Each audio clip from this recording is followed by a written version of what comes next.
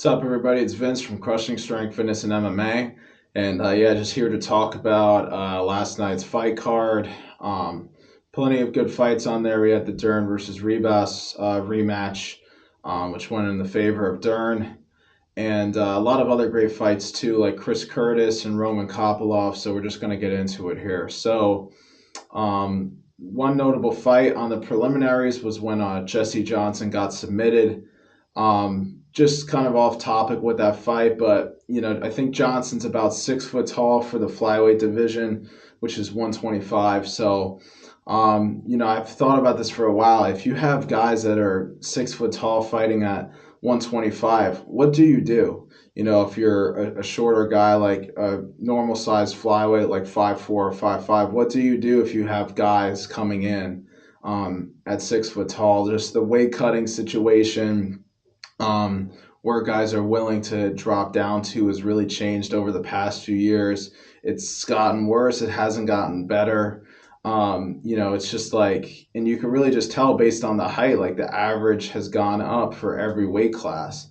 And it almost doesn't even matter which weight class you're in. You're inevitably going to fight these guys that are way above average from how the divisions used to be. I remember when the lightweight division, it's composed of guys like Sean Shirk, Frankie Edgar, Gray Maynard, like 5'6", 5'8" guys on average. Now it's like the average coming in is like 6'1", 6'3". You have Jalen Turner, Daniel Zellhuber, Dan Hooker. It's really interesting how that's turned up. I don't know how this is. How this is going to end. I think long term for those guys, the main issue is just going to be constantly cutting weight. There's no way these guys have easy weight cuts, regardless of how small muscularly you are in each of the divisions. It doesn't really matter. At the end of the day, if you're 6'3" trying to make 155, chances are that's going to be a tough cut. But anyway, moving on from that, getting into the main card, Punahele Soriano made his welterweight debut. Big win over Uros Medic. I believe that's the way to pronounce it. If not, correct me in the comments. Yeah, really impressive for Soriano. I think welterweight will be a great place for him. He was decently sized as a middleweight too. So, I can only imagine what he weighs in on day of fight, welterweight. But yeah, he's a good size for the division. Let's see what happens for him. It's a stack from top to bottom. And one win over Uros is going to be hard to tell how well it's going to carry into the rest of the division, but only time will tell. Moving up, we had Christian Rodriguez and Austin Bashi. That was a great fight too. Two big featherweight guys, fairly back and forth. I believe a lot of wrestling exchanges, if I'm remembering correctly. Yeah, that's another stacked division. So it's, there's always new fighters in featherweight and, welterweight and stuff. It's kind of hard to keep track, but we'll keep an eye on both of those guys as time goes on. And moving up, we had Chris Curtis versus Roman Kopylov. Now, this is the one that got a lot of controversy, a lot of attention. I just want to start out by saying that as big of a fan I am of Chris Curtis, it's getting frustrating watching him just let these fights get out of his hands. I've seen it from even the Marc-Andre Barriault fight when he won, Kelvin Gastelum when he had that fight. He seems to be in control, landing the more damaging shots early on in the fight, and then he doesn't even gas out. It's like he takes his foot off the gas a little bit, and just loses control of the fight. It's really frustrating to watch as a fan. And I believe the same thing happened here against Kopylov. It seemed like he was controlling in the second round. Kopylov was gassing out a little bit, but rather than stepping on the gas, he kind of held back a little bit. I hate to say it, but almost like a sparring match, and just let Kopylov get his rhythm back into the fight. Just really frustrating to watch as a fan of Curtis. And in that third round, it was no different. With his defensive style too, it's also getting frustrating watching him get hit with so many 1-2s. He does move his head well at times, but Other times he has this way of kind of leaning into shots, especially when 1-2s are coming. It's hard to describe unless you're looking at it. But when he's in that southpaw stance, that he always carries that right hand low, and when guys throw that 1-2, it lands, you know, right on the button every single time. Rarely do I really see him evade those shots, and especially with the weight class he's in, being 5'10" at middleweight, is something that's imperative if you're going to be successful in a weight class like that. He's not the biggest guy for the weight class. He's fighting guys that are like 6'3", 6'4". You gotta slip those long strikes better at the end of the day for that division. And towards the end, he just wasn't. He started to get hit pretty hard by Kopilov, and the harder he got hit, the more it seemed like he was losing his way in the fight. And then with 10 seconds left, he got caught with that left head kick. Kopilov walked off, probably assuming that the round was going to end any second. And Curtis just looked up and stayed on his knee, and the ref called it with 1 second left. Now, do I think this was a good stoppage? Does it even matter if I think this was a good stoppage? At the end of the day, no, it doesn't matter. I'm not the referee. I'm not in charge of anything in the UFC, of course, so it doesn't really matter what I think. The only thing that mattered in that moment was what was going through Mark Smith's head. Now, did I like the stoppage? Not really.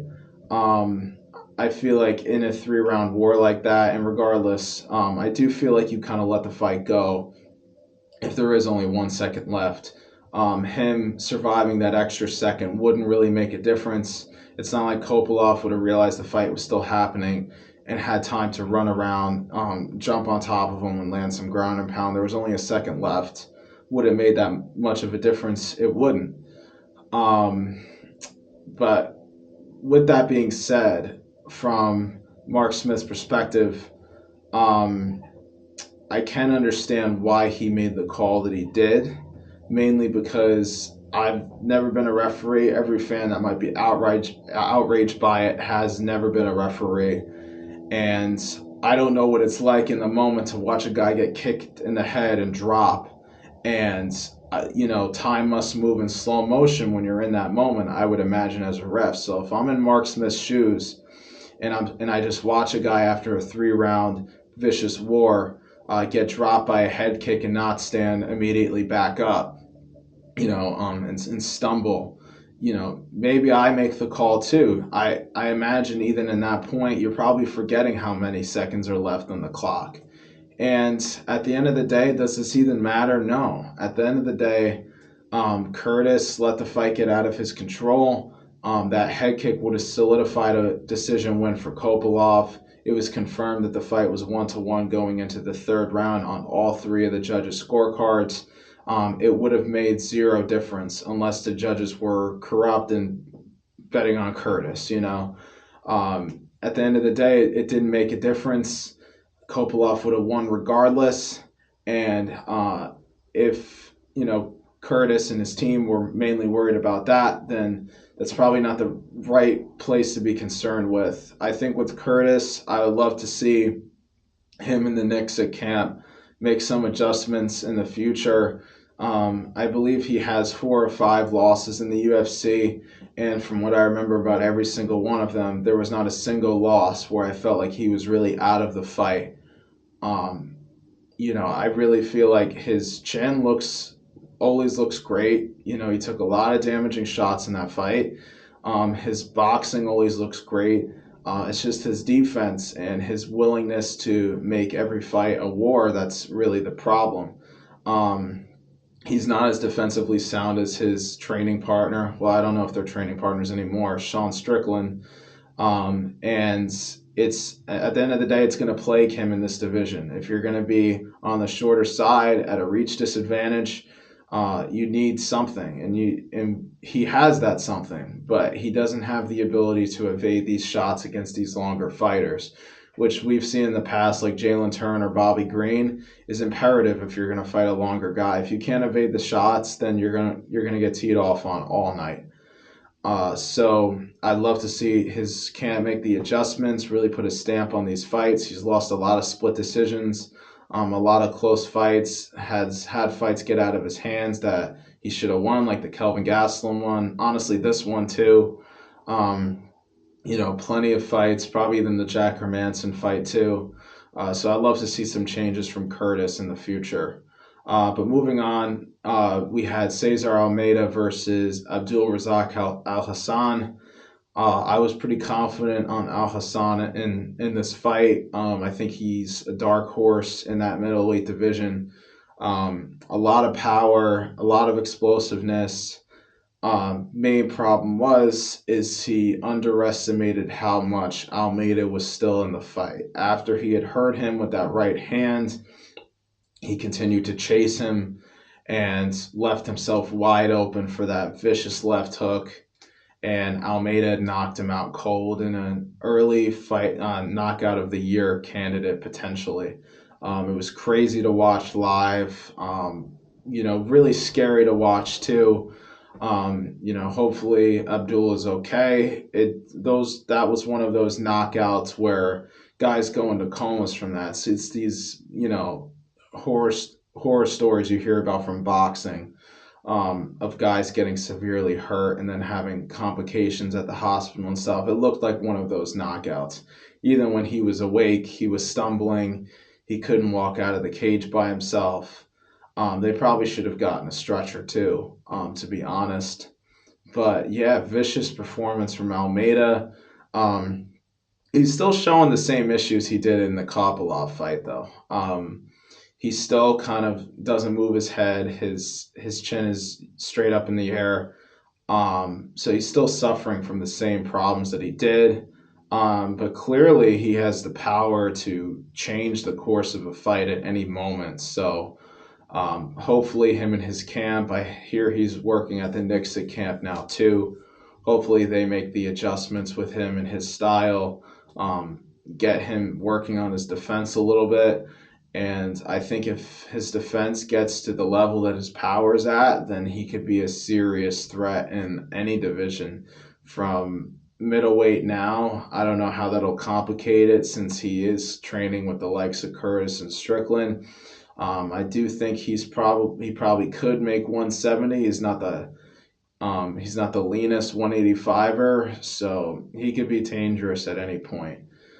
So we'll keep an eye on him and hopefully Al Hassan too. Hopefully he gets back on track, because I really think that guy could be a dangerous force in the middleweight division. Just unfortunate how he left himself open there. Now, yeah, moving up to the main event, we had Mackenzie Dern and Amanda Ribas, the rematch. And this fight kind of went as expected. Clearly, they're two completely different fighters, from where they were at a few years ago. It went pretty well for Dern. It was pretty close back and forth, but if you're going to play around in a jiu-jitsu player's guard, eventually you're going to get submitted, and that's essentially what happened. We'll see what's next for both of them in the future. And can't believe I almost forgot, but the co-main event too, Santiago Ponzinibbio and Harris fought a great 3-round fight. It looked like Harris was going to get the edge over Ponzinibbio in that first round. Dropped him, I think, twice. But Ponzinibbio came back and he scored a TKO himself. Great fight from both guys. I think Harris still has a lot of potential in this division. I think he's still relatively new. And for Ponzinibbio, it's really unfortunate because back in 2018, 2019, he was really the dark horse of the welterweight division. 27-3, if I'm remembering correctly, coming off of a knockout win over Neil Magny, and Gunnar Nelson and the like. Really dangerous fighter. He had wins over Mike Perry too. And then he took a little bit of time off. He got a staph infection and took some time off. And then when he came back, he didn't come back until like 2021. So he lost a lot of time in between, which for a division like that is so important. I mean, so much happened in between that time he was out. He was slated to fight Usman. and then Usman ended up becoming champion. Just a lot happened while he was gone, and I think he's still kind of recovering from that time off. So when he came back, he got knocked out by Li Jingliang. He's won some fights here and there in between, but definitely doesn't look to be the same force that he was a few years ago. And he's also getting older too, but I wouldn't count him out. I still think that his power level in this division is high. Like, he still hits very hard, and definitely should make some adjustments to his game. Though he still kind of looks like the 2018 Ponzinibbio, which, all these guys have to evolve. We've seen it in the Covington Buckley fight. The guys that aren't evolving are the ones that are getting beat out of these divisions. So it's definitely on him and his camp to kind of make the adjustments to this new wave of fighters. But welterweight's hard, man. I mean, it's a stacked division, and he's not even ranked in the top 15. It's going to be a long road to the top if he could ever get there. But nonetheless, we'll see what happens, because we've definitely seen crazier in this game. So definitely can't count anyone out. But yeah, regardless, it was a great card. Great way to start off the new year of fights, and I'm excited to see what happens next weekend. We got Islam Makhachev defending his belt against Arman Tsarukyan in the rematch. We also have Yuri Prohaska returning against Jamal Hill. So many exciting fights on that card, guys. So stay tuned for that. Hopefully I could get a prediction video out in a few days. And we could discuss who's going to win each fight. But regardless, it was an awesome night of fights last night. I hope you guys liked the video. Leave a like, comment, share, and subscribe, all that good stuff. And until next time, see you later.